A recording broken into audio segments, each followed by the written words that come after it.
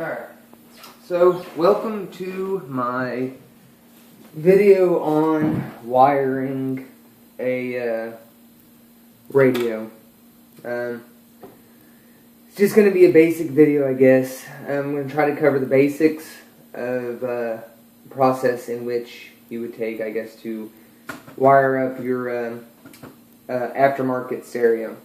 Well, for starters, like I said, I'm going to try to cover everything, give you the basics of how to do this.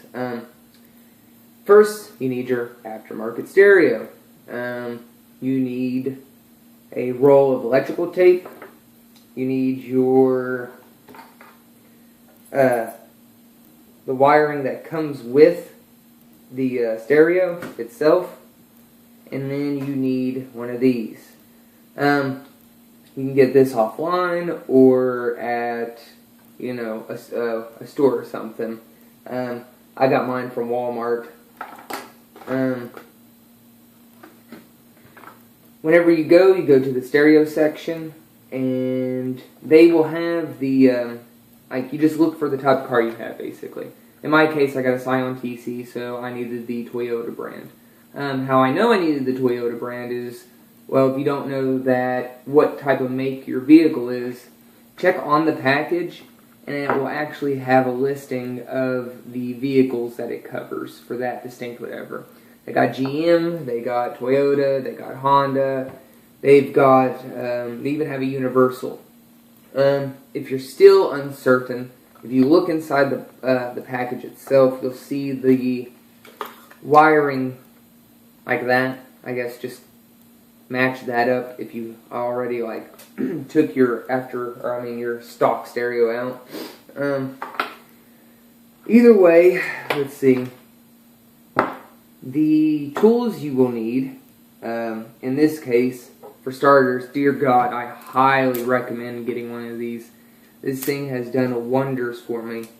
Because you're going to need to strip the wires. Of course, the packaged kit already comes pre-spliced and everything, but just to be, on the safe side, in case you need to splice.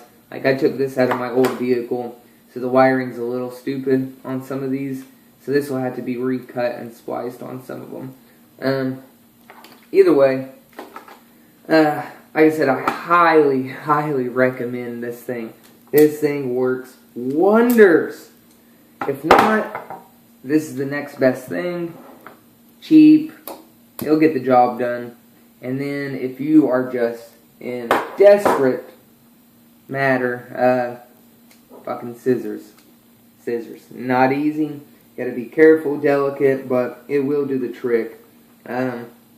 Just easily working your way around, being sure not to actually cut into the wire itself.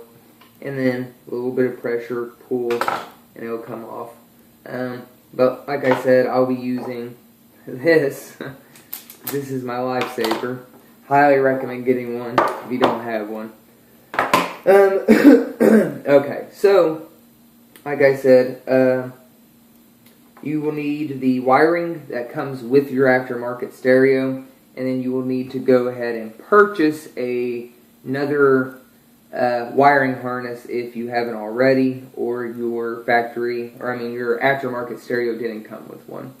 I've went ahead and matched some of these up before I made the video, of course, but it's basically, if you went to elementary school, you can do this. Plain and simple. If you went to elementary school, there should be no reason why you can't wire up a aftermarket stereo. I don't know if I'm going to do a two-parter on this video. I'll probably do this section, the basics and wiring, and then the second half will be the actual installing. So what I'm going to say, like I said, if you went to elementary school, you should be able to match these up. In some cases, it even fucking tells you, this is your 12-volt power core. This is your, red is power. Orange is your dimmer, and the dimmer, basically. What is it? Yellow, what does that say? Yellow is your 12-volt battery connection. Let's see. Yeah, red is the ignition. Either way, elementary school, you just match the wires. If you know the colors of the rainbow, then you can do this. If you're colorblind, you might have a little bit of trouble.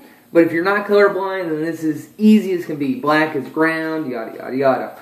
Either way, you basically go through each individual piece of wiring and you match it to its distinct color. The packaging on this will even explain which individual piece goes to. Like, let's see, the 10 wire plug. You count the inside, the little prongs. That's what it means by that. You follow the wires that are coming out of it. Like, here's an orange, here's a black. You match those to these wires right here. So you're just going to go down the list and just keep connecting them. Now, if there's wires that are not been connected after you have matched all of them up, and be careful because there is some, like I've got, let's see, what is this, white with a black stripe. Make sure you get those matched up correctly. That's white with black stripe, white with black stripe. Like I said, there will be some that don't match, like don't connect. Like in this, for instance, I have an orange wire from the bot harness to the stereo harness, or the aftermarket stereo. This is a orange with white stripe. These two will connect. That's perfectly fine. These will connect. If you did not have the orange or orange with white stripe, then you would just tie this off by itself. It's just a dimmer. It's not going to really affect anything. I'm hoping you know what a dimmer is, so that's fine. Either way, I'm going to go ahead and match all these up. And actually, no, first I'm going to show you this thing. And you can skip through the video if you need to. Nobody's telling you you can't get to the point if you're looking for a distinct thing. I'm just covering the basics, trying to help you guys. Alright, these have already been spliced, so you literally just have to like just pull that off, and there you go, voila. But this one, for instance, has not been like done. And what you do is you take this, if I can even see it, you take this, you put it right there. I don't know if you can see it. You put it in there.